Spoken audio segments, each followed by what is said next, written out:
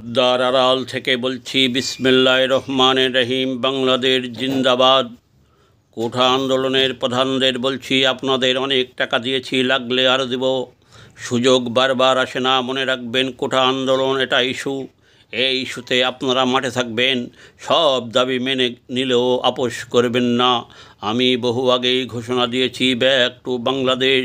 এই বাংলাদেশ আগে যেমন ছিল ভিখারির জাতি তলাবিহীন ঝুরি, তাহা আবার বানাতে হবে। আপনাদের আন্দোলনে সাধারণ ছাত্রছাত্রী জনগণ সায় দিবে।